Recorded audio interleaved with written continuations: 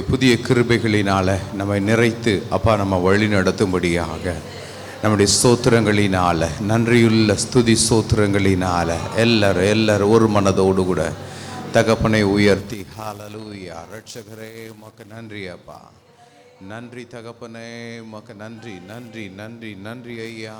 சோதரம் சோதரம் சோதரம் ஐயா.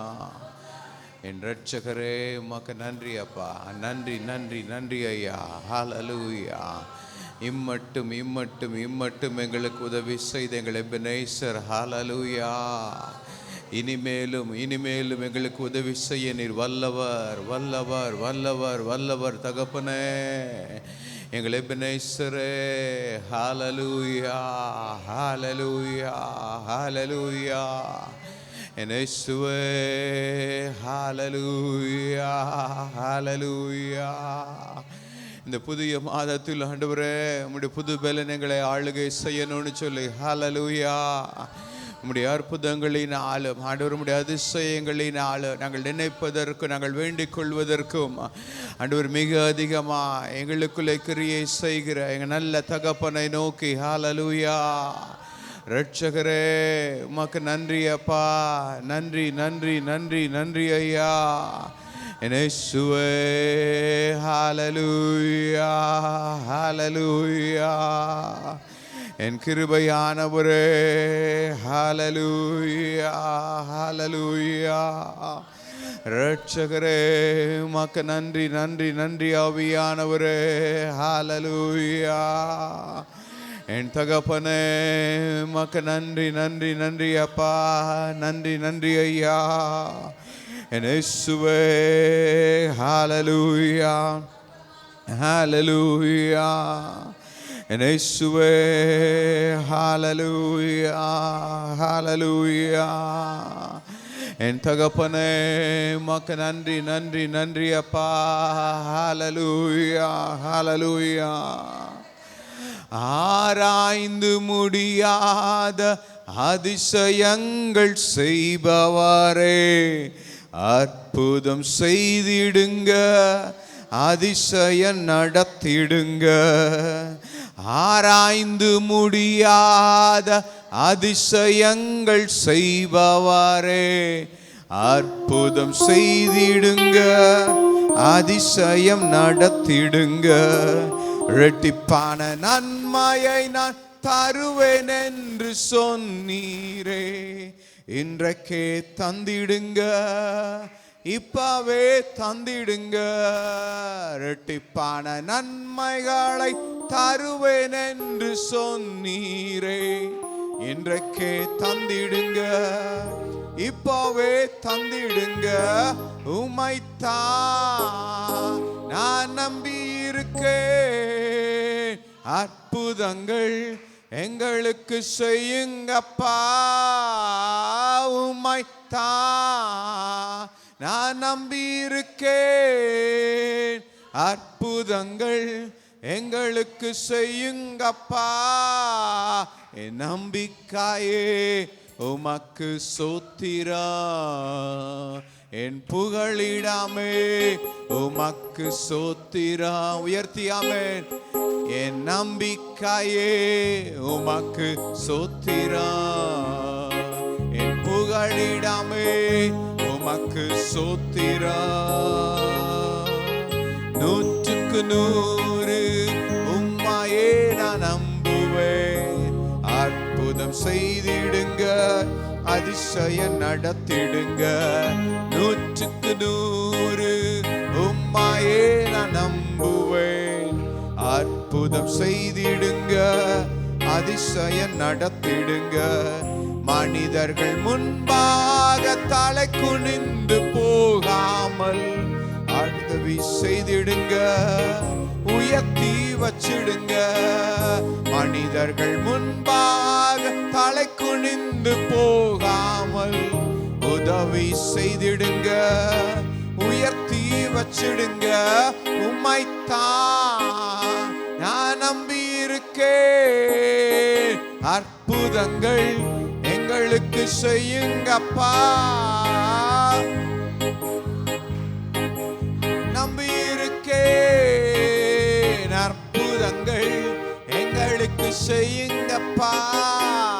என் நம்பிக்கையே உமக்கு சோத்திரா, என் புகழிடமே உமக்கு சோத்திரா, என் நம்பிக்கையே உமக்கு சோத்திரா, எங்கள் புகழிடமே உமக்கு சோத்திரா. ஹல்லேலூயா. இந்த மாலைவேளையில் உம்மை உயர்த்தி நாங்கள் சொல்றோம் ஆண்டவரே, உம்மைத்தான் நாங்கள் நம்பி இருக்கிறோம் ஐயா. உம்மை மாத்திரம் நாங்கள் நம்பி இருக்கிறோம் தகப்பனே. ஹல்லேலூயா. எங்கள் வாழ்க்கையில் நீர் அற்புதங்களை செய்பவர், அதிசயங்களை செய்பவர், எங்களை ஆச்சரியமாய் வழி நடத்துகிறவர், எங்களை பலனாய் நிற்க செய்கிற தேவன். ஹல்லேலூயா, ஹல்லேலூயா, ஹல்லேலூயா. ஆண்டவருடைய நாமத்தை இன்னொரு முறை உயர்த்தி ஆண்டவரே, உம்மை மாத்திரம் நாங்கள் நம்பி இருப்பதினால ஆண்டவரே எங்கள் முகங்கள் ஒரு நாள் வெட்கப்பட்டு போகாதபடி தகப்பனே. ஹல்லேலூயா. எங்கள் தலைகளை நிமிர்த்துகிற தேவாவியானவர். ஹல்லேலூயா. எங்கள் சரீரங்களை பலப்படுத்துகிற தேவாவியானவர். ஹல்லேலூயா. இயேசுவே. ஹல்லேலூயா, ஹல்லேலூயா. இரட்டிப்பான நன்மைகளை தருவேன் என்று சொன்னீரே, இன்றைக்கே தந்திடுங்க, இப்பவே தந்திடுங்க. இரட்டிப்பான நன்மைகளை தருவேன் என்று சொன்னீரே, இன்றைக்கே தந்திடுங்க, இப்பவே தந்திடுங்க. உம்மைத்தான் நாங்கள் நம்பி இருக்கோம். அற்புதங்கள் எங்களுக்கு செய்யுங்கப்பா. உம்மைத்தான் நான் நம்பி இருக்கோம். அற்புதங்கள் எங்களுக்கு செய்யுங்கப்பா. ஆண்டவரே, இந்த மாலைவேளையில் உம்முடைய நாமத்தை உயர்த்தி நாங்கள் சொல்றோம் ஆண்டவரே, 100% உம்மையே நான் நம்புவேன் ஆண்டவரே. எங்களுக்கு இரட்டிப்பான ஆண்டவரே நன்மைகளை தந்து ஆண்டவரே எங்களை ஆசீர்வதிக்கிற தேவன், எங்களை பலப்படுத்துகிற தேவன். ஹல்லேலூயா, ஹல்லேலூயா. எங்கள் கரங்களை பலப்படுத்துகிறவர். ஹல்லேலூயா. எங்கள் கால்களை மான்களின் கால்களை போலாக்கி எங்களை உயரமான இடங்களில் எங்களை நடக்க செய்கிற தேவன். ஹல்லேலூயா, ஹல்லேலூயா, ஹல்லேலூயா. இயேசுவே. ஹல்லேலூயா, ஹல்லேலூயா, ஹல்லேலூயா, ஹல்லேலூயா. இயேசுவே. ஹல்லேலூயா, ஹல்லேலூயா. இந்த மாலைவேளையில் தெய்வ பிரசன்னம் நம்மை தொடர்ந்து வழி நடத்தும்படியாக ஒரு சத்தத்தை உயர்த்தி ஜெபிக்கலாம். தகப்பனே, உமக்கு நன்றி. ஆண்டவரே, ஹல்லேலூயா. இந்த புதிய மாதத்துக்குள்ள எங்களை பிரவேசிக்க செய்த கிருபைக்காக ஆண்டவரே நன்றி நன்றி என்று கொடான கொடி ஸ்தோத்திரங்களையும் நன்றிகளையும் ஏறெடுக்கிறோம் ஆண்டவரே.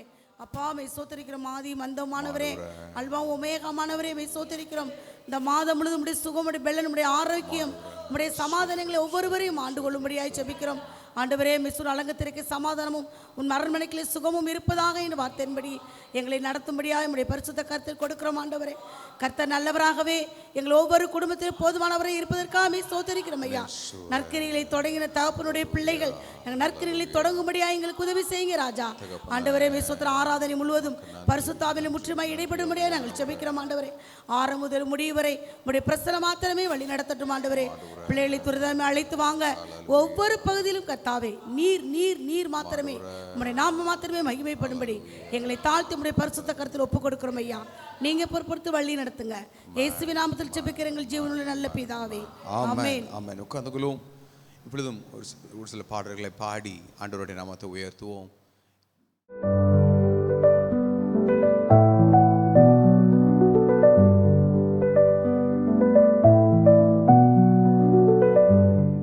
முதலாவது, அக்கினியில் நடந்து வந்தோம், சேதம் ஒன்றும் இல்லை அப்பா. தண்ணீரை கடந்து வந்தோம், நாங்கள் மூழ்கி போகவில்லை அப்பா என்ற பாடலை நம்பிக்கையோடு விசுவாசத்தோடு கூட தேவனுடைய நாமம் மகிமைப்படும்படியாக எல்லார் கரங்களை தட்டி உற்சாகமாய் அக்கினியில் நடந்து வந்தோம், சேதம் ஒன்றும் இல்லையப்பா என்று சொல்லி தேவனை உயர்த்தி பாடுவோம். ஆமென். Praise God. அக்கினியில் நடந்து வந்தோம், ஆனால் சேதம் ஒன்றும் இல்லையப்பா. தண்ணீரை கடந்து வந்தோம், நாங்கள் மூழ்கி போகவில்லையப்பா. உங்க கிருபை எங்களை விட்டு இமை பொழுதும் விலகலப்பா. உங்க கிருபை எங்களை விட்டு இமை பொழுதும் விலகலப்பா. எங்கள் தேவன் நீ, எங்கள் ராஜா நீ, நாங்கள் போற்றிடும் கன்மலை நீ. எங்கள் தேவன் நீ, எங்கள் ராஜா நீ, நாங்கள் போற்றிடும் கன்மலை நீ. அக்கினியில் நடந்து வந்தோம், ஆனால் சேதம் ஒன்றும் இல்லையப்பா.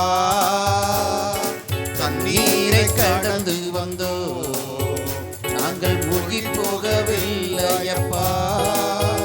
உங்க கிருபை எங்களை விட்டு இமை பொழுதும் விலகலப்பா. உங்க கிருபை எங்களை விட்டு இமை பொழுதும் விலகலப்பா. செங்கடலை நீர் பிளந்தே, செம்மையான பாதை தந்தே. எரிகோவின் கோட்டைகளை யோசனையால் தகர்த்தீ. கோலியாத்தின் ரோஷங்களை ஒரு நொடியில் வென்று விட்டீ. கோலியாத்தின் கோஷங்களை ஒரு நொடியில் வென்று விட்டீ. எங்கள் தேவன் நீ, எங்கள் ராஜா நீ, நாங்கள் போற்றிடும் கன்மலை நீ. எங்கள் தேவன் நீ, எங்கள் ராஜா நீ, நாங்கள் போற்றிடும் கன்மலை நீ. அக்கினியில் நடந்து வந்தோம், ஆனால் சேதம் ஒன்றும் இல்லையப்பா. தண்ணீரை கடந்து வந்தோம், நாங்கள் மூழ்கி போகவில்லையப்பா. உங்க கிருபை எங்களை விட்டு இமை பொழுதும் விலகலப்பா. உங்க கிருபை எங்களை விட்டு இமை பொழுதும் விலகலப்பா. பலவித சோதனையா புடமிடப்பட்டோமையா, பொன்னாக மாற்றி விட்டீ. புது இருதயம் தந்து விட்டீ. எங்கள் தலையை எண்ணெயினால் அபிஷேகம் செய்து விட்டீ. எங்கள் தலையை எண்ணெயினால் அபிஷேகம் செய்து விட்டீ. எங்கள் தேவன் நீ, எங்கள் ராஜா நீ, நாங்கள் போற்றிடும் கன்மலை நீ. எங்கள் தேவன் நீ, எங்கள் ராஜா நீ, நாங்கள் போற்றிடும் கன்மலை நீ. அக்கினியில் நடந்து வந்தோம், ஆனால் மூழ்கி போகவில்லையப்பா. தண்ணீரை கடந்து வந்தோம், நாங்கள் மூழ்கி போகவில்லையப்பா. உங்க கிருபை எங்களை விட்டு இமை பொழுதும் விலகலப்பா. உங்க கிருபை எங்களை விட்டு இமை பொழுதும் விலகலப்பா.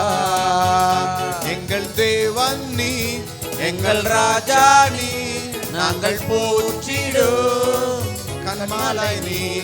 எங்கள் தேவன் நீ, எங்கள் ராஜா நீ, நாங்கள் போற்றிடும் கன்மலை நீ. வருடங்களை உமது கிருபையினால் கடந்தோ, இனி வரும் நாட்களெல்லாம் உந்தன் மகிமைதனை காண்போம்.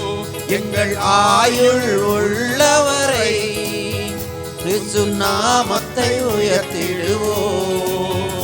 எங்கள் ஆயுள் உள்ளவரை இயேசு நாமத்தை உயர்த்திடுவோம். எங்கள் தேவன் நீ, எங்கள் ராஜா நீ, நாங்கள் போற்றிடும் கண்மலை நீ. எங்கள் தேவன் நீ, எங்கள் ராஜா நீ, நாங்கள் போற்றிடும் கண்மலை நீ. அக்கினியில் நடந்து வந்தோம், ஆனால் சேதம் ஒன்றும் இல்லையப்பா. தண்ணீரை கடந்து வந்தோம், நாங்கள் மூழ்கி போகவில்லையப்பா. உங்க கிருபை எங்களை விட்டு இமை பொழுதும் விலகலப்பா. உங்க கிருபை எங்களை விட்டு இமை பொழுதும் விலகலப்பா. ஆமென். ஹல்லேலூயா. இப்படியே அற்புதமாய் அதிசயமாய் வழி நடத்தின அந்த நல்ல தேவனுக்கு இடைவிடா நன்றி உமக்குத்தானே. இணையில்லாத தேவன் உமக்குத்தானே. என்ன நடந்தாலும் நன்றி அப்பான்னு சொல்லி ஆண்டவருடைய நாமத்தை உயர்த்தி பாடுவோம். Praise God. இடைவிடா நன்றி உமக்குத்தானே, இணையில்லா தேவன் உமக்குத்தானே. இடைவிடா நன்றி உமக்குத்தானே, இடையில்லா தேவன் உமக்குத்தானே. என்ன நடந்தாலும் நன்றி ஐயா, யார் கைவிட்டாலும் நன்றி ஐயா. என்ன நடந்தாலும் நன்றி ஐயா, யார் கைவிட்டாலும் நன்றி ஐயா. நன்றி நன்றி இடைவிடா நன்றி உமக்குத்தானே. இணையில்லா தேவன் உமக்குத்தானே. இடைவிடா நன்றி உமக்குத்தானே. இணையில்லா தேவன் உமக்குத்தானே. தேடி வந்தீரே நன்றி ஐயா, தெரிந்து கொண்டீரே நன்றி ஐயா. தேடி வந்தீரே நன்றி ஐயா, தெரிந்து கொண்டீரே நன்றி ஐயா. நன்றி நன்றி இடைவிடா நன்றி உமக்குத்தானே. இணையில்லா தேவன் உமக்குத்தானே. இடைவிடா நன்றி உமக்குத்தானே. இணையில்லா தேவன் உமக்குத்தானே. நிம்மதி தந்தீரே நன்றி ஐயா, நிரந்தரமானீரே நன்றி ஐயா. நிம்மதி தந்தீரே நன்றி ஐயா, நிரந்தரமானீரே நன்றி ஐயா. நன்றி நன்றி இடைவிடா நன்றி உமக்குத்தானே. அம்மை இணையில்லா தேவன் உமக்குத்தானே. இடைவிடா நன்றி உமக்குத்தானே. இணையில்லா தேவன் உமக்குத்தானே. என்னை கண்டீரே நன்றி ஐயா, கண்ணீர் துடைத்தீரே நன்றி ஐயா. என்னை கண்டீரே நன்றி ஐயா, கண்ணீர் துடைத்தீரே நன்றி ஐயா. நன்றி நன்றி இடைவிடா நன்றி உமக்குத்தானே. இணையில்லா தேவன் உமக்குத்தானே. இடைவிடா நன்றி உமக்குத்தானே. இணையில்லா தேவன் உமக்குத்தானே. நீதி தேவனே நன்றி ஐயா, வெற்றி வேந்தனே நன்றி ஐயா. நீதி தேவனே நன்றி ஐயா, வெற்றி வேந்தனே நன்றி ஐயா. நன்றி நன்றி இடைவிடா நன்றி உமக்குத்தானே. இணையில்லா தேவன் உமக்குத்தானே. இடைவிடா நன்றி உமக்குத்தானே. இணையில்லா தேவன் உமக்குத்தானே.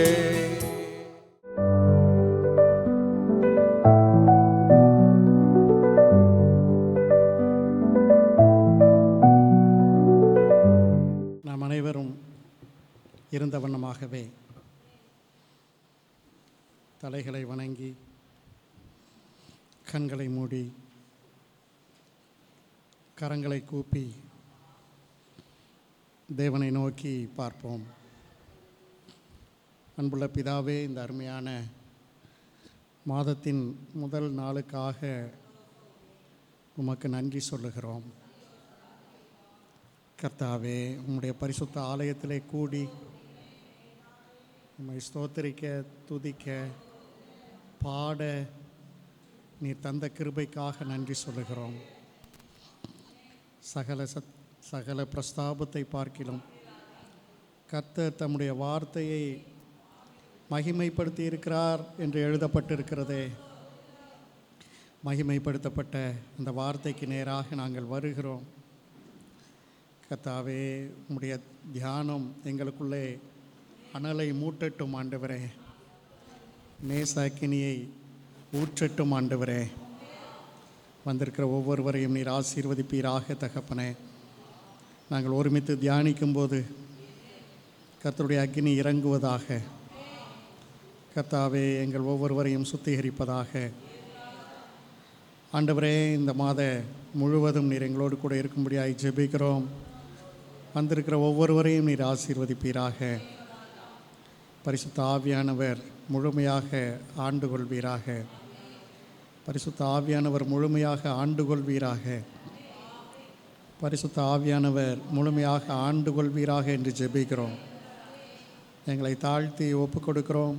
துதி, கனம், மகிமை எல்லாவற்றையும் உமக்கு செலுத்துகிறோம். இயேசுவின் இன்ப நாமத்தில் ஜெபிக்கிறோம் நல்ல பிதாவே, ஆமேன்.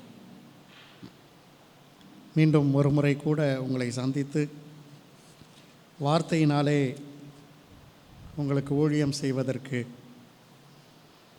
தேவன் கொடுத்த கிருபைக்காக நன்றி சொல்லுகிறேன்.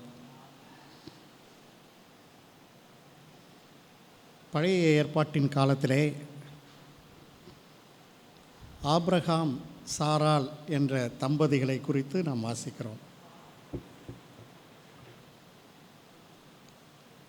அவர்களுக்கு ஒரு குமாரன்.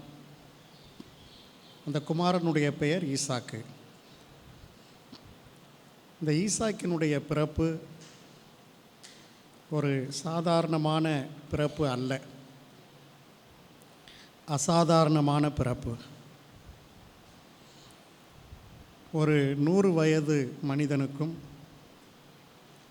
90 வயது மனுஷிக்கும் இந்த ஈசாக்கு பிறந்தார்.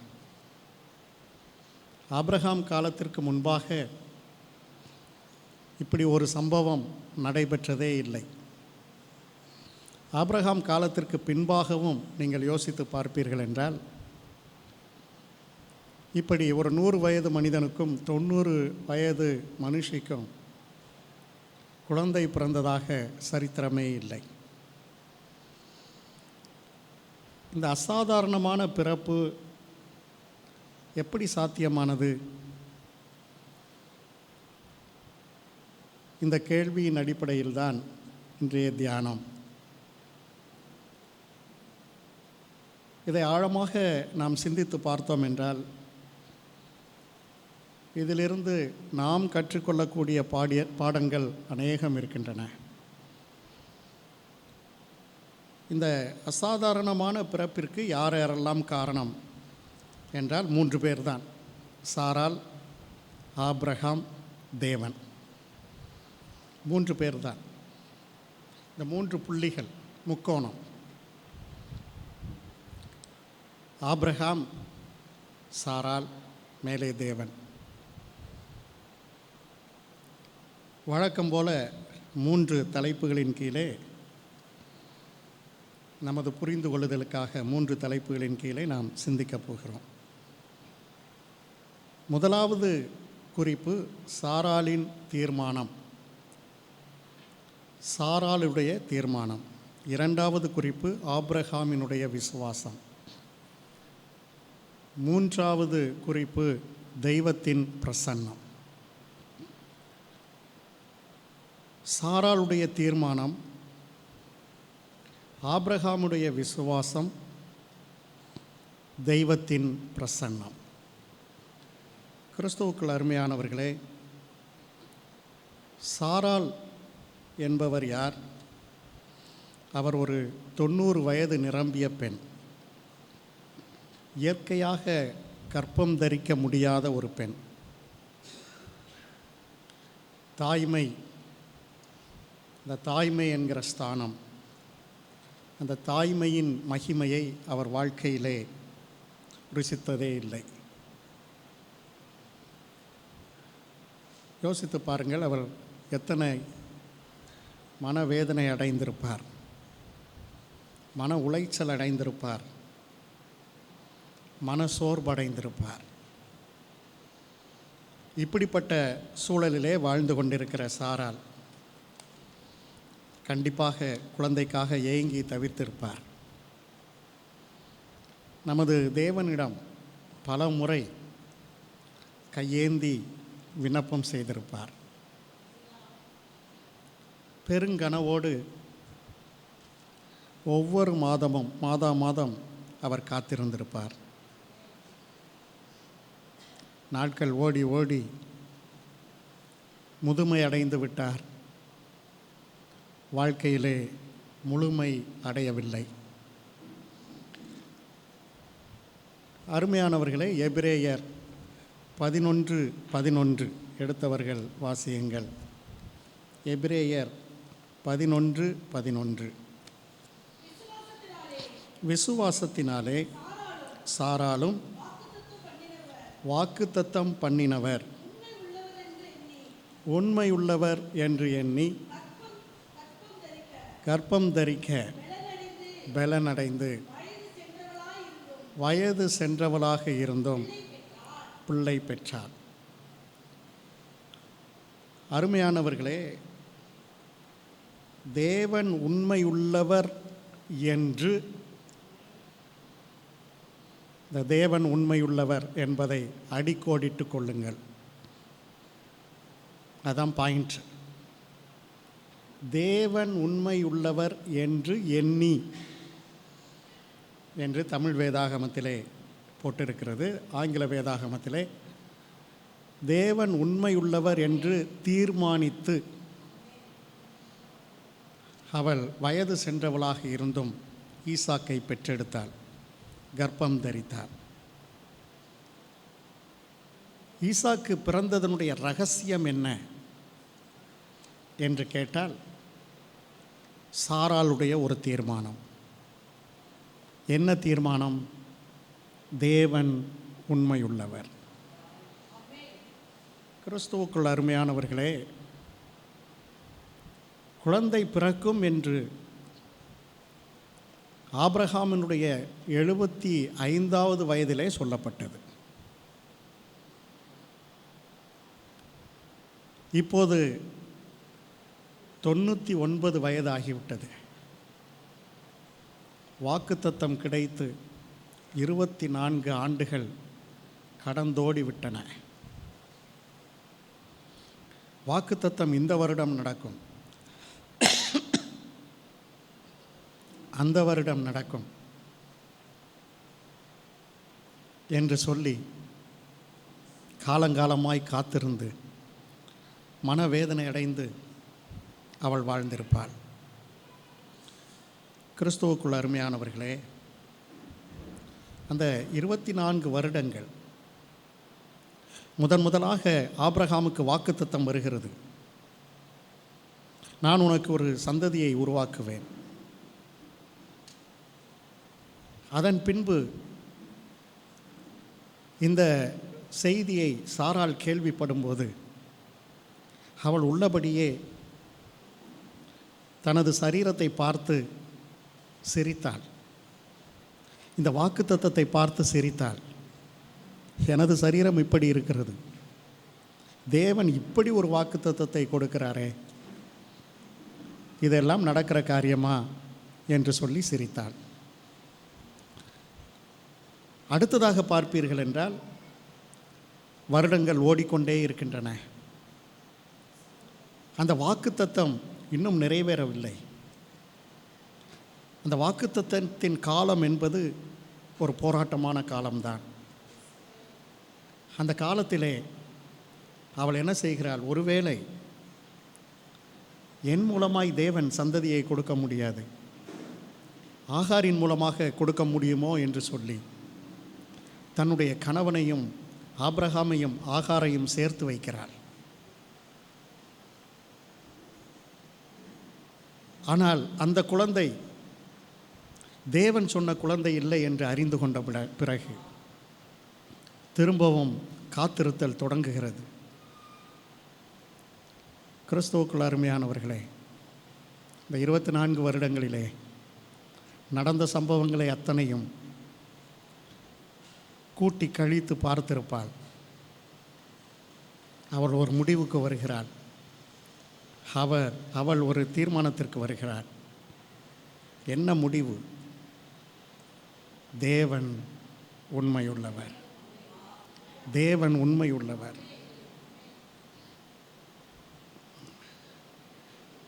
தேவனுக்குள் சத்தியம் இருக்கிறது என்று வேதம் சொல்லவில்லை. தேவனே சத்தியம் என்று வேதம் சொல்லுகிறது. தேவனே சத்தியம், தேவனே சத்தியபரர். சாராளுக்கு தெரியும், நான் இல்லாதவளாக இருந்த போதிலும், நான் நகைத்த போதிலும், ஆகாரின் மூலமாக ஒரு சந்ததியை உருவாக்கிய போதிலும், நான் அவ்வப்போது சந்தேகப்பட்ட போதிலும், நான் அவ்வப்போது அவிசுவாசப்பட்ட போதிலும் அவர் உண்மையுள்ளவர்.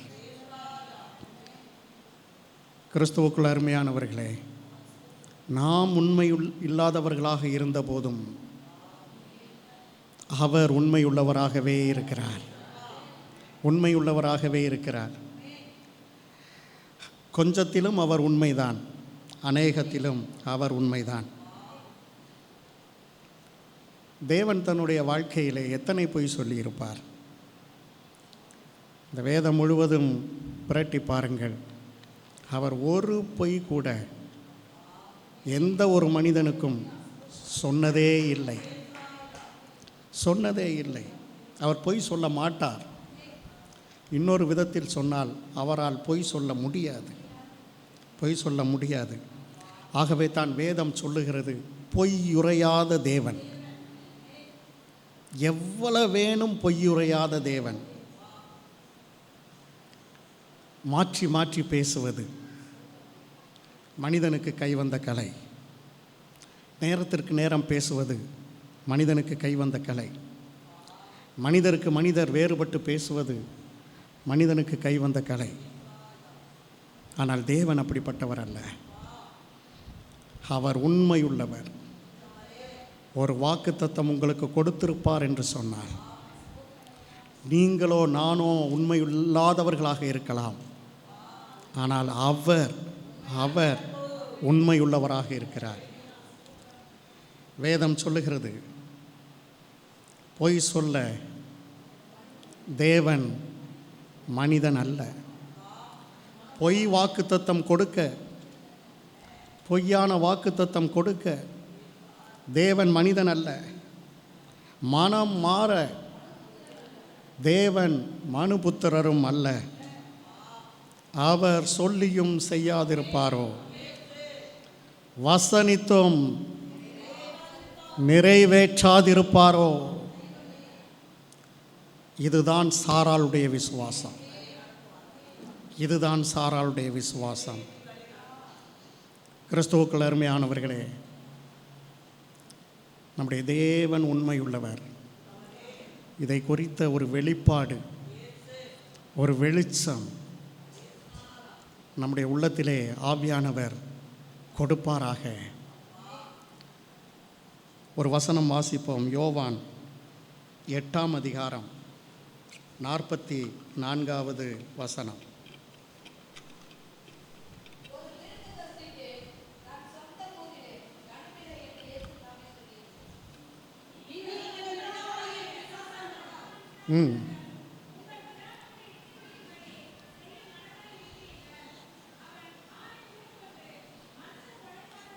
பிசாசு ஆதி முதற்கொண்டு மனுஷ கொலைபாதகனாயிருக்கிறான். சத்தியம் அவனிடத்தில் இல்லை. அவன் சத்தியத்திலே நிலைத்தும் நிற்கவில்லை. அவன் பொய்யனும் பொய்க்கு பிதாவுமாக இருக்கிறபடியினால் அவன் பொய் பேசும்போது தன் சொந்தத்திலே எடுத்து பேசுகிறான். கிறிஸ்துவுக்குள் அருமையானவர்களே, சத்தியம் பிசாசினிடத்தில் இல்லை, பொய் தேவனிடத்திலே இல்லை. வித்தியாசப்படுத்த வேண்டும். தேவன் யார், பிசாசு யார் என்ற வித்தியாசம் நமக்கு புரிய வேண்டும். தேவன் உண்மையின் சொரூபம், பிசாசு பொய்யின் சொரூபம். இங்கே பாதி அங்கே பாதி இல்லை பாருங்க. பிசாசினிடத்தில் ஒரு துளியும் உண்மை இல்லை என்று வேதம் சொல்லுகிறது. தேவனிடத்தில் ஒரு துளியும் பொய் இல்லை என்று இந்த வேதம் சொல்லுகிறது. தேவன் பொய் சொல்வதற்கு அவர் பிசாசு அல்ல. பொய் பேசும்போது பிசாசு தனது சொந்தத்திலே எடுத்து பேசுகிறான். வேதம் அவனை பற்றி சொல்லுகிறது, அவன் பொய்யாக, பொய்யனாக, பொய்க்கு பிதாவாக இருக்கிறான். பொய்யின் ஊற்று, வாய்க்கால், நதி, கடல் எல்லாம் அவன்தான்.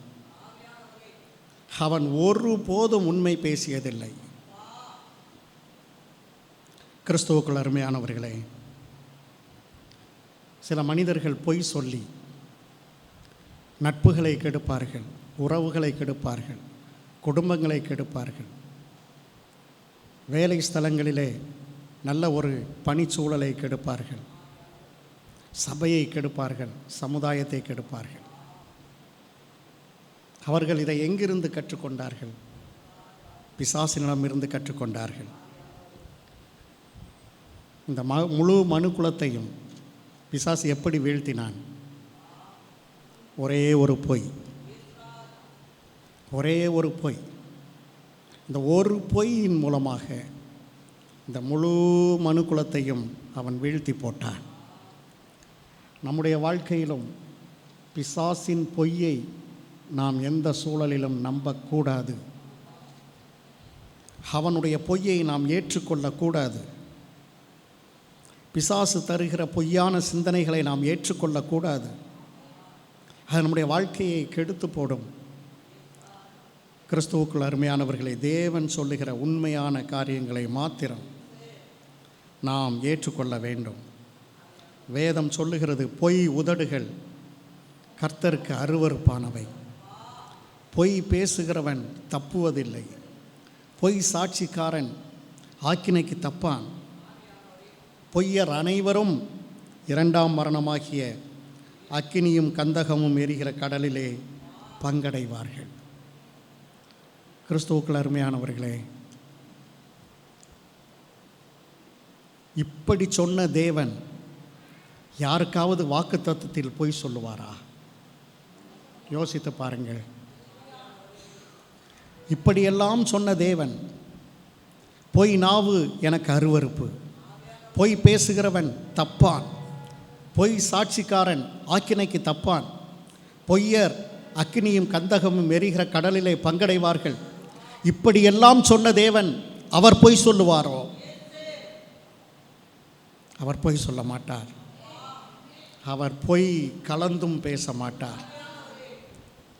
அவர் உண்மையாகத்தான் வாக்குத்தத்தம் கொடுப்பார். வாக்குத்தத்தம் பண்ணினவர் உண்மையுள்ளவர். இதுதான் சாராளுடைய தீர்மானம்.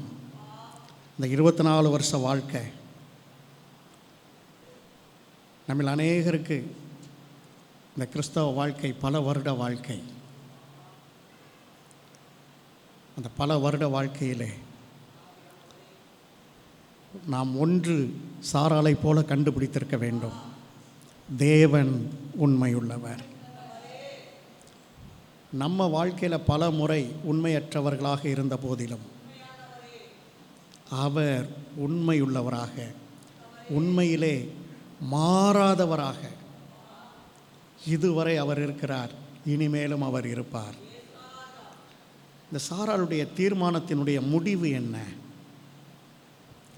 ஈசாக்கு பூமியின் தாழ்விடங்களிலே விசித்திர வினோதமாக உருவாக்கப்பட்டார். சாராளுடைய கர்ப்பத்திலே பிரமிக்கத்தக்க அதிசயமாக தேவனாலே உண்டாக்கப்பட்டார். அந்த ஈசாக்கினுடைய கருவை தேவனுடைய கண்கள் கண்டது. அதில் எலும்புகள் உருவாவதற்கு முன்பாகவே தேவன் அதை அறிந்திருந்தார். எலும்புகள் உண்டான போது, அந்த எலும்புகள் சதையால் போர்த்தப்பட்ட போது தேவன் அதை பார்த்தார். பிள்ளைகள் கர்த்தரால் வரும் சுதந்திரம், கர்ப்பத்தின் கனி கர்த்தர் அருளும் ஈவு. அவர் கொடுத்த ஈவு தான் இந்த ஈசாக்கு. அவள் தேவன் உண்மை உள்ளவர் என்று விசுவாசித்தாலே, தேவன் உண்மை உள்ளவர் என்று விசுவாசித்தாலே, தேவன் உண்மையுள்ளவர் என்று விசுவாசித்தாலே முடிவு என்ன? முடிவு என்ன? தேவன் மலடியை மகிழ்ச்சியான பிள்ளை தாட்சியாக்கி அவளுடைய வீட்டிலே குடியிருக்க பண்ணினார். கிறிஸ்துவுக்குள் அருமையானவர்களே, தேவன் உண்மையுள்ளவர். ஒரு வரி செய்தி நம்முடைய மனதிலே பதிக்க வேண்டிய செய்தி, தேவன் உண்மையுள்ளவர். ஆபிரகாமினுடைய விசுவாசம் என்ன? இரண்டாவது பகுதிக்கு நேராக செல்லுவோம். ஆபிரகாம் வாக்குத்தத்தம் பெற்றபோது அவருக்கு வயது 75. அவருக்கு ஆகாரின் மூலமாக குழந்தை இருந்தது. சாராளின் வழியாக, சாராளுடைய கர்ப்பத்தின் வழியாக அவருக்கு குழந்தை இல்லை. அது அவருக்கு சற்று வருத்தமாகத்தான் இருந்தது. தேவன் முதலாக வருகிறார். நான் உன்னை பெரிய ஜாதியாக்குவேன் என்று சொல்லுகிறார். முதலாக 75வது வயதிலே தேவன் சொல்லுகிற அந்த வசனத்தை அவரால் முழுமையாக ஏற்றுக்கொள்ள முடியவில்லை, முழுமையாக அங்கீகரிக்க முடியவில்லை, முழுமையாக விசுவாசிக்க முடியவில்லை. சில வருடங்கள் கடந்து செல்கின்றது. திரும்பவும் தேவன் வருகிறார். உன் சந்ததியை பூமியின் தூளை போல பெருக பண்ணுவேன். ஒருவன் பூமியின் தூளை எண்ணக்கூடுமானால் உன் சந்ததியும் எண்ணப்படும் என்றார். அடுத்து திரும்பி வந்து சொல்கிறார் பாருங்க.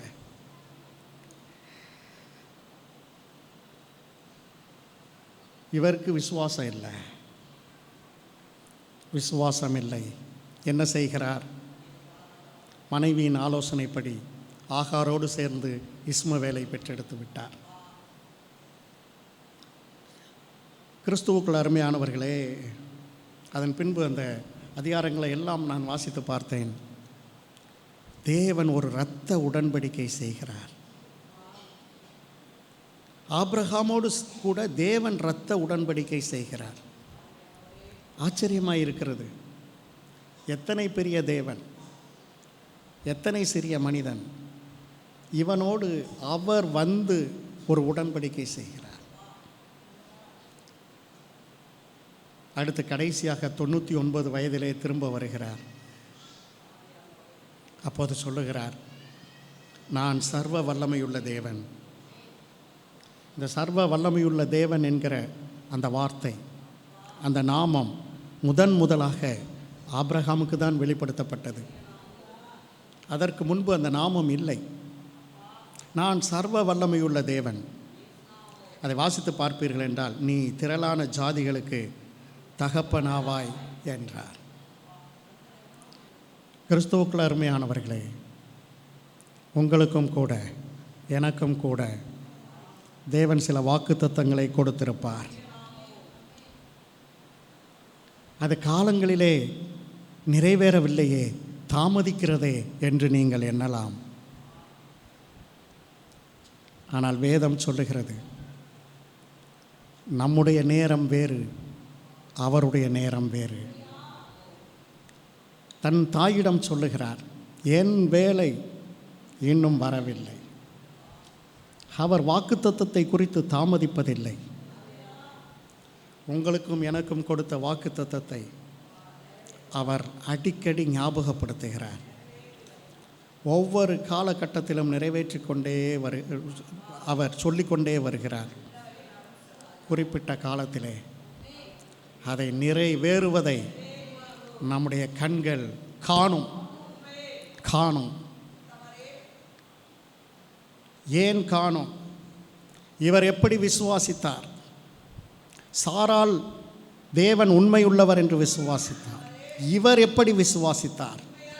வாக்குத்தத்தம் பண்ணினவர் அதை நிறைவேற்ற வல்லவர் என்று விசுவாசித்தார்.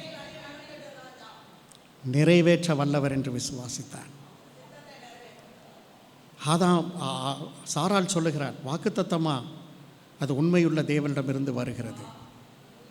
ஆபிரகாம் சொல்லுகிறார், வாக்குத்தத்தமா அதை யார் சொன்னாரோ அதை அவர் நிறைவேற்ற வல்லவர். கணவனும் மனைவியும் எப்படி விசுவாசிக்கிறார்கள் பாருங்கள்.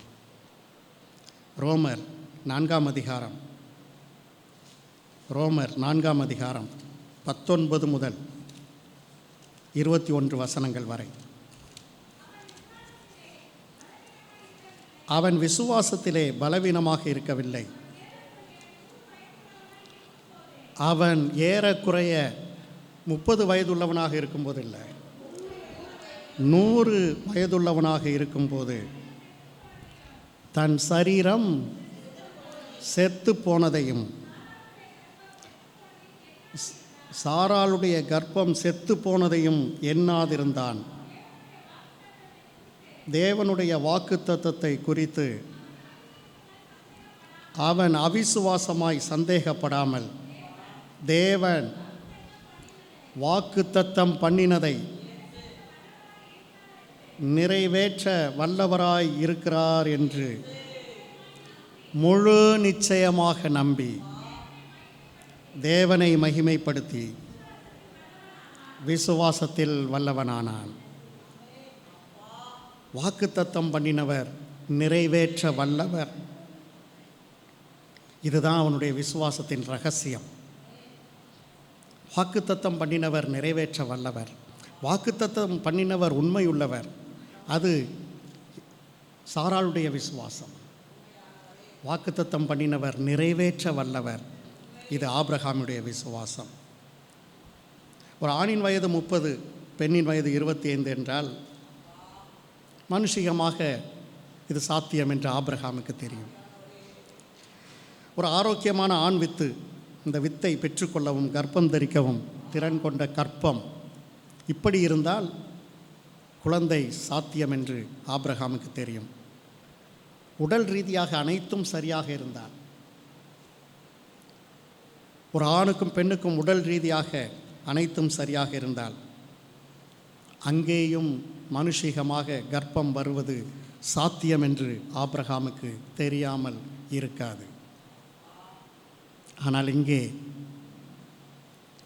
கவனித்து பாருங்கள், யோசித்து பாருங்கள். உங்கள் தியானத்திற்காக இதை விடுகிறேன். செத்த கர்ப்பம், செத்த சரீரம்.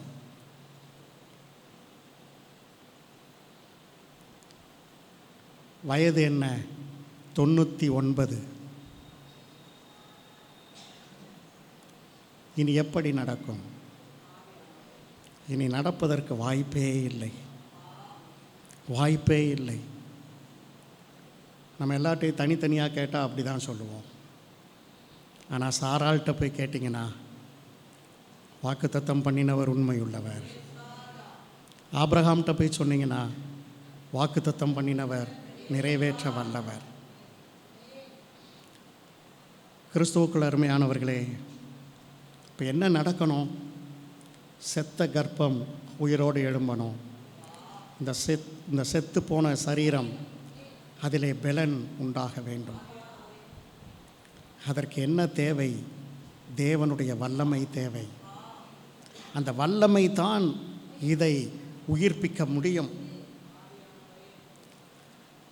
இது எப்படி வல்லமையை குறித்து ஆபிரகாமுக்கு தெரியும்? யோசித்து பார்ப்பீர்கள் என்றால், தேவனே சொல்லிவிட்டார். நான் வல்லமையுள்ள தேவன் என்று அவர் சொல்லவில்லை, சர்வ வல்லமையுள்ள தேவன். தேவனே நேரடியாக ஆபிரகாமுக்கு ஒரு வெளிப்பாட்டை கொடுக்கிறார். இதுதான் அவருடைய விசுவாசம். எரேமியா 32:17.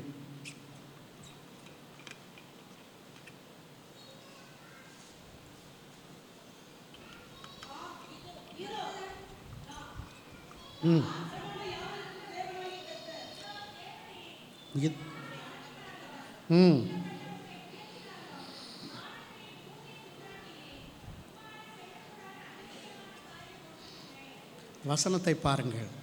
இதோ தேவரீர் உம்முடைய பலத்தினாலும், தமிழ் வேதாகமத்திலே பலத்தினாலும் என்று எழுதப்பட்டிருக்கிறது. ஆங்கில வேதாகமத்திலே உம்முடைய மகா வல்லமையாலும், உம்முடைய மகா வல்லமையாலும் என்ன செய்தீர்? நீர் வானத்தை படைத்தீர், பூமியை படைத்தீர். உம்மால் செய்யக்கூடாத அதிசயமான காரியம் ஒன்றுமே இல்லை. இந்த வானம் தேவனுடைய வல்லமையை, மகிமையை வெளிப்படுத்துகிறது. தேவன் ஆபிரகாமை பார்த்து என்ன சொல்லுகிறார்? நீ வானத்தை அண்ணாந்து பார், நட்சத்திரங்களை எண்ண உன்னாலே கூடுமானால் அவைகளை எண்ணு என்று சொல்லி, உன் சந்ததி இவ்வண்ணமாக இருக்கும்.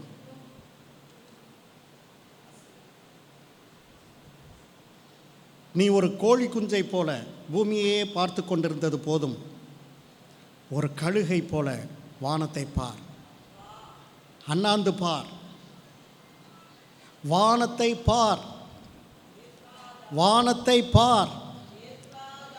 வானம் என்னுடைய வல்லமையை உனக்கு தெரிவிக்கும். இயற்கை நம்மோடு பேசும். அருமையானவர்களே, ஆபிரகாமின் காலத்திலே வேத புத்தகமும் இல்லை, டேப் ரெக்கார்டர் இல்லை, யூடியூப் இல்லை, எதுவும் இல்லை. தேவன் வானத்தை பார்க்க சொன்னார்.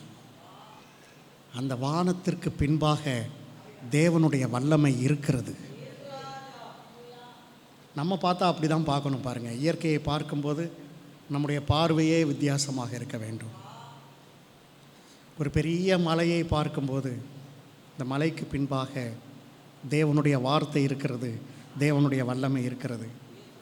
ஒரு ஆழமான சமுத்திரத்தை பார்க்கும்போது இதற்கு பின்பாக தேவனுடைய வார்த்தை இருக்கிறது, தேவனுடைய வல்லமை இருக்கிறது. இந்த பூமி முழுவதையும் பார்க்கும்போது, வானத்தை அண்ணாந்து பார்க்கும்போது தேவனுடைய வல்லமையை பார்க்க வேண்டும்.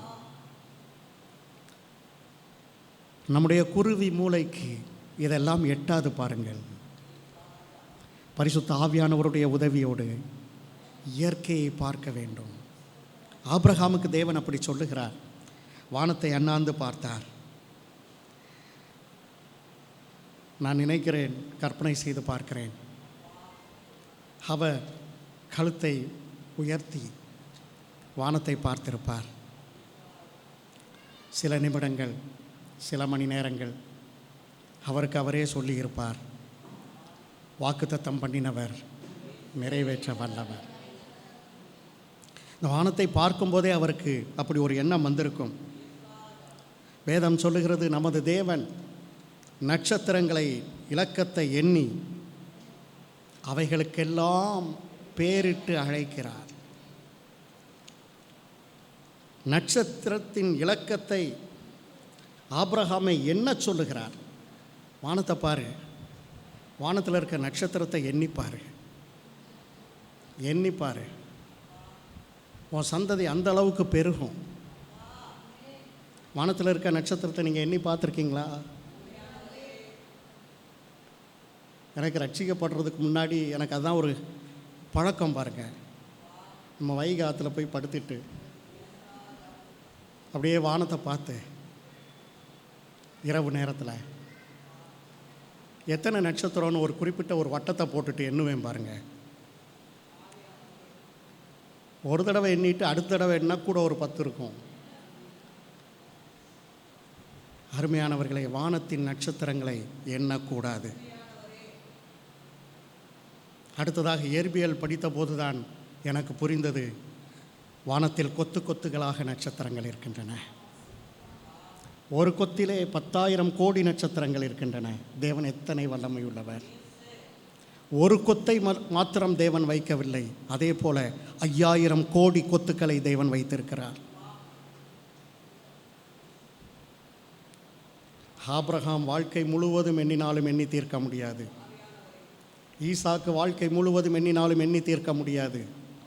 கணவனும் மனைவியுமாக பிள்ளையாக சேர்ந்து எண்ணினாலும் பல 1000 வருடங்களாகும் எண்ணி தீர்ப்பதற்கு. இதை பார்த்தபோது தேவன் வல்லமையுள்ளவர் என்று அவர் நினைத்திருப்பார். கிறிஸ்துவுக்குள் அருமையானவர்களே, இந்த நம்முடைய தியானத்தினுடைய உச்சத்திற்கு நேராக நாம் கடந்து போகிறோம். ஆதியாகமம் 17வது வசனம், 17வது அதிகாரம் 1வது வசனம். ம் ம் ம் ம் பாருங்கள், உங்களுடைய கவனம் சத்திய வசனத்தின் மீது இருக்கட்டும். அவர் சொல்கிறார் பாருங்க, நான் சர்வ வல்லமையுள்ள தேவன். அது சரிப்பா, உங்களை பற்றி சொல்லிட்டீங்க. இப்போ நான் என்ன செய்யணும்? நீ எனக்கு முன்பாக நடந்து உத்தமனாயிரு.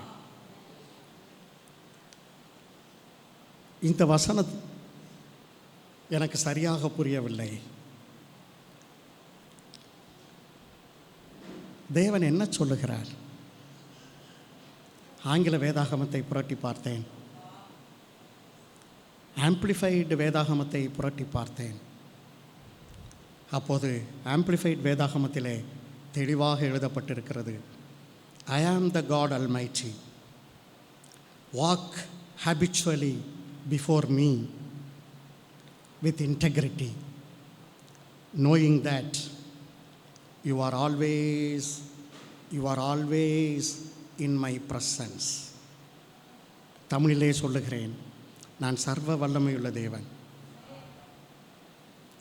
நீ எப்போதும் எனது பிரசன்னத்திலே இருக்கிறாய் என்கிற அறிவோடு எனக்கு முன்பாக நடந்து கொள், எனக்கு முன்பாக இரு. உனக்கு ஒரு அறிவு வேணும். ஆபிரகாமே, ஆபிரகாமே, உன்னுடைய விசுவாசத்தை பாராட்டுகிறேன், உனக்கு ஒரு அறிவு வேண்டும். ஆங்கில வேதாகமம் அப்படி சொல்லுகிறது. என்ன அறிவு வேண்டும்? என்ன அறிவு வேண்டும்? 75 வாக்குத்தத்தம் கிடைத்தது, 99 ஆகிவிட்டது, நிறைவேறவில்லை. இந்த வருடம் நிறைவேறப் போகிறது. அதற்கு நீ என்ன செய்ய வேண்டும்? பிரசன்னத்திலே இருக்க வேண்டும். பிரசன்னத்திலே இருக்க வேண்டும். ஆச்சரியப்பட்டு போனேன். இந்த வசனத்தை வாசித்த போது ஆச்சரியப்பட்டு போனேன். நீ எப்போதும் எனது பிரசன்னத்திலே இருக்கிறாய் என்கிற உணர்வோடு நீ வாழ வேண்டும். உங்களுக்கும் எனக்கும் தேவன் அப்படித்தான் சொல்லுகிறார். நாம் தேவனுடைய பிரசன்னத்திலே வாழ்ந்து கொண்டிருக்கிறோம் என்கிற அறிவோடு நாம் வாழ வேண்டும். நான் தேவனுடைய பிரசன்னத்துக்கு போக போகிறோம் அப்படி இல்லை. தேவனுடைய பிரசன்னத்திலே இப்போது வாழ்ந்து கொண்டிருக்கிறோம் என்கிற அறிவோடு நாம் வாழ வேண்டும். வாக்குத்தத்தம் நிறைவேறுற வருஷம்தான் இந்த 100வது வயது. உங்களுக்கு எனக்கும் தேவன் சின்ன வயதில் வாக்குத்தத்தம் கொடுத்துருக்கலாம், இடையில கொடுத்துருக்கலாம், வாக்குத்தத்தம் நிறைவேறாமல் இருக்கலாம். நான் விசுவாசித்தேன், தேவன் உண்மையுள்ளவர் என்று விசுவாசித்தேன் என்று நீங்கள் சொல்லலாம். தேவன் வாக்குத்தத்தத்தை நிறைவேற்ற வல்லவர் என்று விசுவாசித்தேன் என்று நீங்கள் சொல்லலாம். ஆண்டவர் சொல்லுவார், ஆபிரகாமை போல நீ என்னுடைய பிரசன்னத்தில் இருக்கிறாய் என்கிற அறிவோடு உன்னுடைய வாழ்க்கை நீ வாழ ஆரம்பி. தெய்வ பிரசன்னம் எப்படி வந்தது? ஆபிரகாம் போய் தேவ பிரசன்னத்தை இழுத்து கொண்டு வந்தாரா? அல்லது ஆபிரகாமினுடைய உத்தமம் தேவ பிரசன்னத்தை அங்கே கொண்டு வந்ததா? அல்லது ஆபிரகாமினுடைய வைராக்கியம் அங்கே தேவ பிரசன்னத்தை இழுத்து வந்ததா?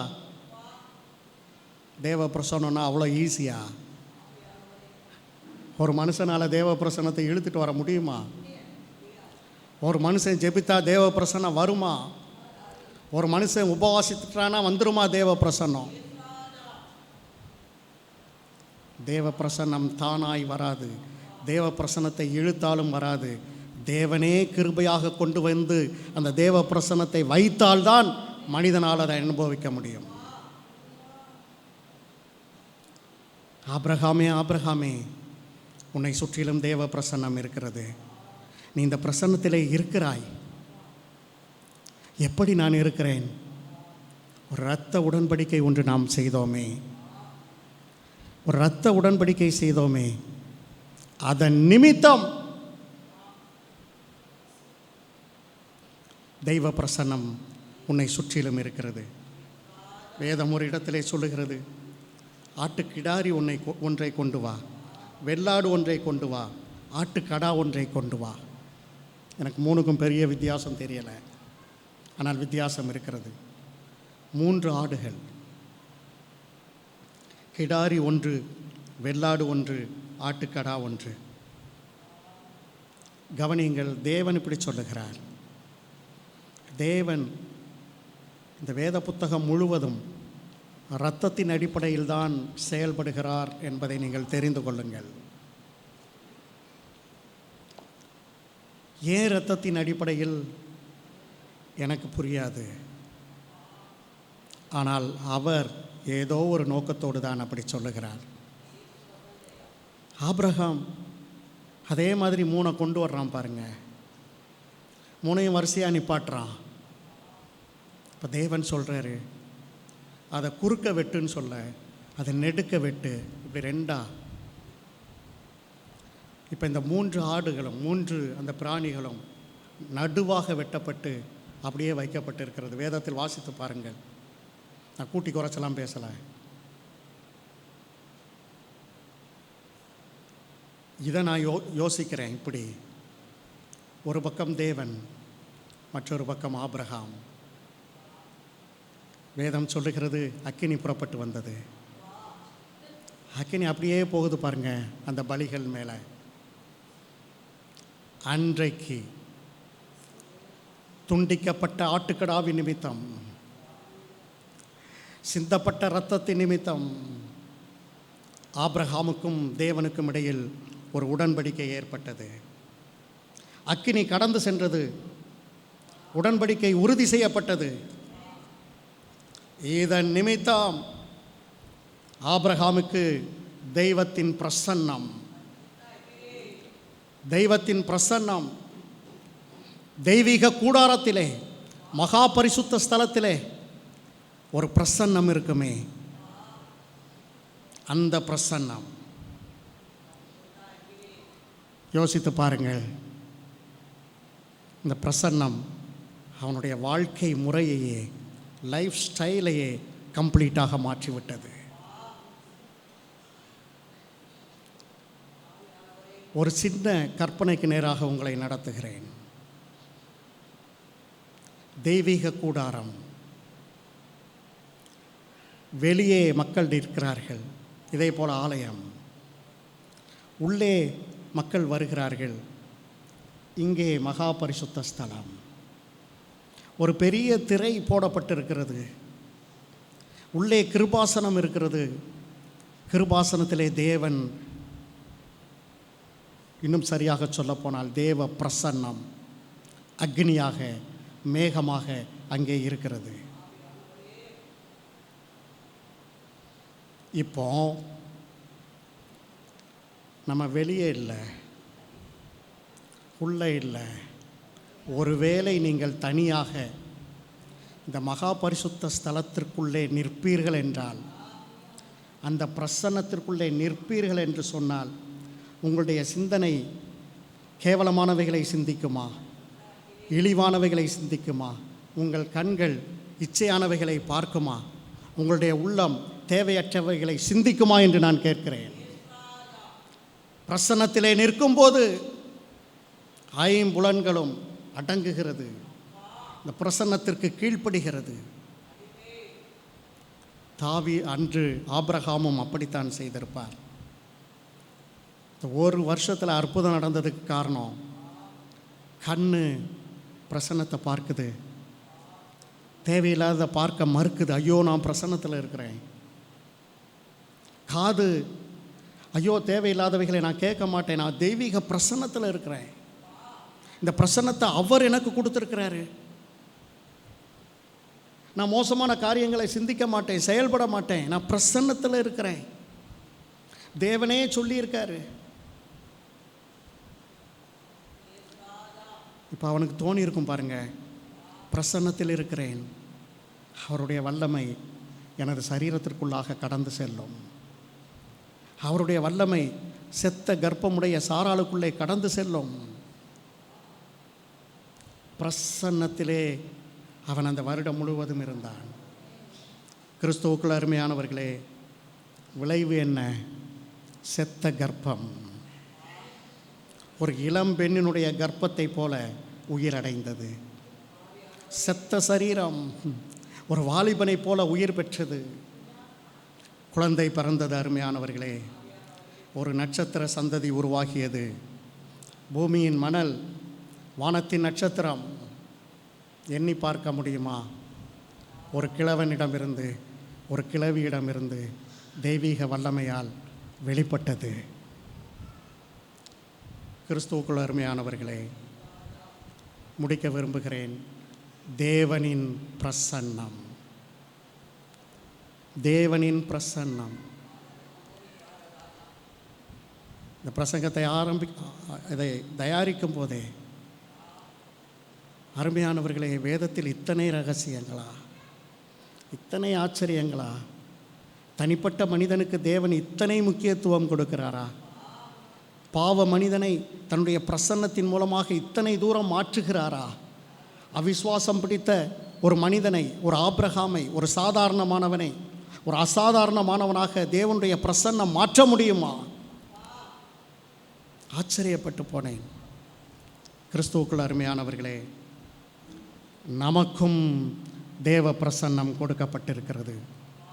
இதுதான் சத்தியம், இதுதான் ஹைலைட். பாருங்க, ஆபிரகாமுக்கு கொடுக்கப்பட்டுச்சு, சாராளுக்கு கொடுக்கப்பட்டுச்சு. நம்மெல்லாம் எங்கே? அன்று பழைய உடன்படிக்கை செய்யப்பட்டது, இன்று புதிய உடன்படிக்கை செய்யப்பட்டிருக்கிறது.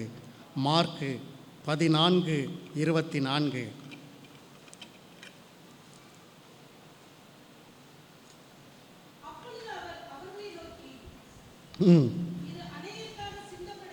இது அநேகருக்காக சிந்தப்படுகிற புது உடன்படிக்கைக்குரிய என்னுடைய இரத்தமாய் இருக்கிறது. புது உடன்படிக்கை எப்படி செய்யப்பட்டது? இந்த 3 ஆட்டுக்குட்டியை சந்தாக இல்லை, தேவ ஆட்டுக்குட்டியின் இரத்தத்தினாலே செய்யப்பட்டது. தேவ ஆட்டுக்குட்டியின் மாம்சத்தினாலே நாம் புதிய உடன்படிக்கைக்குள்ளாக இருக்கிறோம். நான் புதிய உடன்படிக்கையில் இருக்கிற மாதிரி என்னால் ஃபீல் பண்ண முடியலை. நான் சொல்கிறதெல்லாம் யோசித்து பாருங்கள், உங்களால் ஃபீல் பண்ண முடியும், விசுவாசிக்க முடியும். ஏன்னா அவைகள் தான் ஆதாரங்கள். என்ன சொல்ல போகிறீங்க? இயேசுவின் இரத்தம், இயேசுவின் மாம்சம், பரிசுத்த ஆவியானவர், தெய்வீக பிரசன்னம். கிறிஸ்துவுக்குள் அருமையானவர்களே, புதிய உடன்படிக்கைக்குள்ளாக நாம் இருக்கிறோம். இயேசு என்றால் இம்மானுவேல். இம்மானுவேல் என்றால் தேவன் ஊழியக்காரரிடத்தில் இருக்கிறார். அப்படியா? தேவன் நம்மோடு இருக்கிறார், நம்மோடு இருக்கிறார். எப்படிங்க தேவன் நம்மோடு வர முடியும்? ஒரு சின்ன லாஜிக் தான் பாருங்கள்.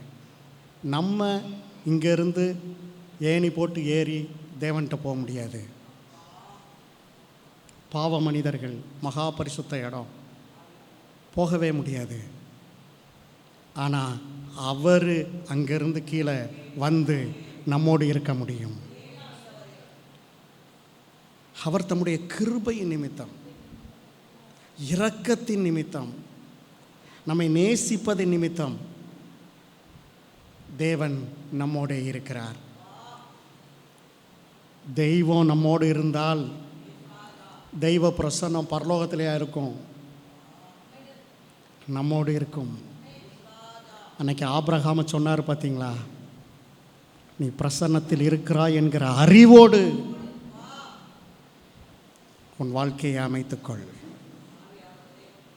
நீ பிரசன்னத்தில் இருக்கிறாய். நீ இனிமேல் சம்பாதிக்க போகிறதில்ல. பிரசன்னம் தானே பிரதர். நான் இந்த ஒரு 2 மணி நேரம் ஜெபிச்சுட்டு வரேன். 200 மணி நேரம் ஜெபிச்சாலும் வராது. பிரசன்னம் தானே ஒரு 3 மணி நேரம் பாடிட்டு வர்றேன். மனித முயற்சிகள் தெய்வீக பிரசன்னத்தை கொண்டு வராது. தேவனே இலவசமாக கொடுத்தால்தான் உண்டு. வேதம் சொல்லுகிறது, நாம் தேவனுடைய ஆலயம்.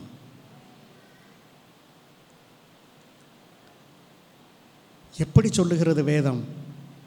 உங்களுக்குள்ளே பரிசுத்த ஆவியானவர் இருப்பார் என்றால் அதான் ஆதாரம். உங்களுக்குள்ளே பரிசுத்த ஆவியானவர் இருப்பார் என்றால் நீங்கள் தேவனுடைய ஆலயமாக இருக்கிறீர்கள். நம்முடைய வாழ்க்கையினுடைய ஆவிக்குரிய வாழ்க்கையின் திருப்பு முனையாக இது இருக்கட்டும்.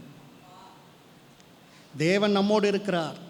தெய்வீக பிரசன்னம் நம்மை சுற்றி இருந்து கொண்டு இருக்கிறது. கண்களுக்கு தெரியவில்லை.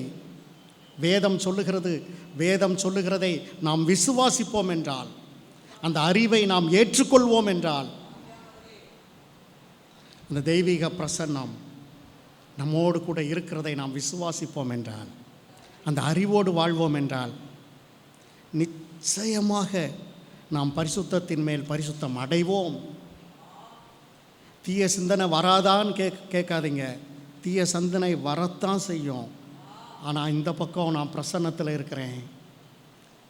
பிரசன்னத்தில் இருக்கிறேன். நான் எனக்கு அது தகுதி இல்லை, அதை நான் விட்டுறேன். அப்படி ஒவ்வொன்றா தட்டி தட்டி விட்டுருவோம் பாருங்கள். இந்த பிரசன்னத்தில் இருக்கிறோம் என்கிற உணர்வு. இன்றைக்கி பிரசன்னம்னு சொன்னால் எதோ சொல்லிட்டாங்க பாருங்கள். எனக்கு உடல் அப்படியே குளிர்ந்து போச்சு, மரத்து போச்சு, மின்சாரம் பாய்ச்ச மாதிரி ஆயிடுச்சு. நான் குறைச்சி பேசலை. பட் இதற்கு முக்கியத்துவம் இல்லை. இதற்கு முக்கியத்துவம் இல்லை. நடக்கலாம், நடக்காமல் இருக்கலாம். சில தேவ மனிதர்களை அறிந்திருக்கிறேன். சில தேவ மனிதர்களோடு பேசி இருக்கிறேன். அவர்கள் சொன்ன ரகசியம் இதுதான். எப்போதும் தேவ பிரசன்னம், அவருடைய கிருபை நிமித்தம் அவர் என்னை சுற்றி வைத்திருக்கிறார் என்கிற அந்த உணர்வு என்னை பாவத்திலிருந்து பாதுகாக்கிறது. பொய் நாவிலிருந்து என்னை பாதுகாக்கிறது. அநியாயத்திலிருந்து என்னை பாதுகாக்கிறது. என் கால் தீவிரித்து ஓடுவதில்லை. என் கண்கள் மோசமானவைகளை காண்பதில்லை. காரணம் என்ன? அந்த பிரசன்னத்திற்கு மரியாதை, அந்த பிரசன்னத்திற்கு கனம், அவர் கிருபையாக கொடுத்த அந்த பிரசன்னத்திற்கு முழுமையாக அர்ப்பணிப்பு, பிரதிஷ்டை. பிரதிஷ்டை. கிறிஸ்துவுக்குள் அருமையானவர்களே, இப்போ பிரசன்னத்தில் இருக்கிறோம். நம்ம எப்பயுமே அப்படியே மாற்றி தான் பண்ணுவோம் பாருங்கள். மாட்டு வண்டியில் மாடை முன்னாடி கட்டணும், பின்னாடி கட்டினா வண்டி ஓடாது. நம்ம என்ன சொல்கிறோம்? துதிச்சு பாருங்க, பிரசன்னம் வரும். வேதம் சொல்லுது, நீ பிரசன்னத்தில் இருக்கிற அதனால துதி. நீ பிரசன்னத்தில் இருக்கிற அதனால அவரை தொழுதுகொள். நீ பிரசன்னத்தில் இருக்கிற அதனால பாவம் உன்னால் பண்ண முடியாது. நீ பாவத்தை விட்டுட்டு பிரசன்னத்துக்குள்ள வா. இதுதான் மதம். ஆனால் கிருபை என்ன சொல்லுகிறது? நீ பிரசன்னத்தில் இருக்கிறாய். நீ பிரசன்னத்தில் இருக்கிறாய். எதனால்? இரத்தத்தின் அடிப்படையில். எந்த இரத்தத்தின் அடிப்படையில்? கிறிஸ்துவின் இரத்தத்தின் அடிப்படையில். ஓ அப்படியா? அதை ஏற்றுக்கொள்ளக்கூடிய தாழ்மையின் இருதயம் அந்த கிருபையை ஈர்த்து கொள்ளும். கிறிஸ்துவுக்குள் அருமையானவர்களே, இப்போ இன்றைக்கி நீங்கள் பாட்டு பாஸ்டர் பாடினாங்க பாருங்கள். அக்கினியின் நடுவிலே முட்செடி. இந்த படத்தை தான் நான் உங்கள் மனக்கண்கள் முன்பாக நிறுத்த விரும்புகிறேன். முட்செடி, பசுமையான முட்செடி, அக்கினி. முட்செடி எரிந்திருக்க வேண்டும். முட்செடி எரியவில்லை, அக்கினி இருக்கிறது. வேத வல்லுநர்கள் சொல்லுகிறார்கள், மோசேக்கு தேவன் தமது பிரசன்னத்தை இப்படி காண்பித்தார். பிரசன்னம், முட்செடியை சுற்றிலும் பிரசன்னம். ஒரு சாதாரணமான முட்செடி போன்ற நம்மை சுற்றிலும் தெய்வீக பிரசன்னம். எப்படி இயேசு கிறிஸ்து 10,000 மைலுக்கு தூரத்தில் இருக்கிறாருன்னு சொன்னால் இந்த பிரசன்னத்தை உணர முடியாது. இந்த இயேசு கிறிஸ்து ரட்சிப்பின் மூலமாக எனக்குள்ளே வந்து விட்டார். நான் அவரை ஏற்றுக்கொண்ட போது அவர் எனக்குள்ளே வந்து விட்டார். அப்படி விசுவாசிக்கும் போது, கிறிஸ்துவுக்குள் அருமையானவர்களை, அப்படி விசுவாசிக்கும் போது விசுவாசத்தினாலே, கவனிங்க, சிந்தனையினாலே இல்லை, விசுவாசத்தினாலே இந்த பிரசன்னத்தை நம்ம அனுபவிக்க முடியும். இந்த பிரசன்னம்தான் நமது தகுதி, பிரசன்னம்தான் நம்முடைய திராணி, இந்த பிரசன்னம்தான் நம்முடைய பலன், இந்த பிரசன்னம்தான் நம்முடைய வல்லமை. இந்த பிரசன்னத்தில் தான் தேவன் உண்மை உள்ளவர் என்பதை நாம் விசுவாசிக்க முடியும். இந்த பிரசன்னத்தில் தான் தேவன் நிறைவேற்ற வல்லவர் என்பதை விசுவாசிக்க முடியும். இந்த பிரசன்னத்தில் தான் தேவனுடைய வார்த்தை நிறைவேறும், வாக்குத்தத்தம் நிறைவேறும். இந்த பிரசன்னம்தான் நமது முகவரி, இந்த பிரசன்னம்தான் நமது வாழ்க்கை, இந்த பிரசன்னம்தான் நம்முடைய வாழ்க்கை முறை. அருமையானவர்களே, ஒரு அர்ப்பணிக்கப்பட்ட வாழ்க்கையை குறித்து நாம் இன்று தியானித்திருக்கிறோம். ஒரு பிரதிஷ்டை செய்யப்பட்ட ஒரு வாழ்க்கையை குறித்து நாம் தியானித்திருக்கிறோம்.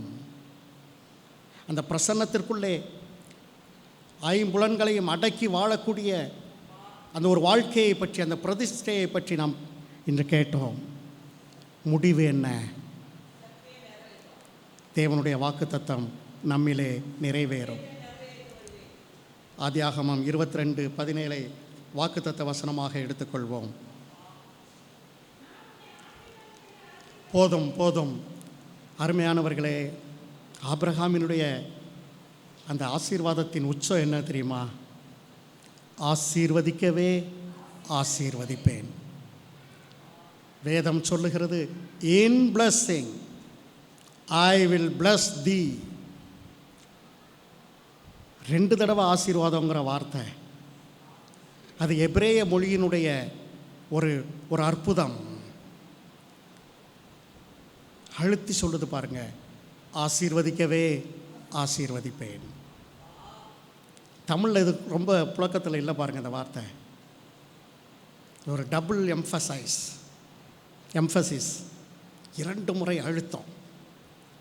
அருமையானவர்களே, பிரசன்னத்தில் வாழ்வோம். கர்த்தர் நம்மை ஆசீர்வதிக்கவே ஆசீர்வதிப்பார்.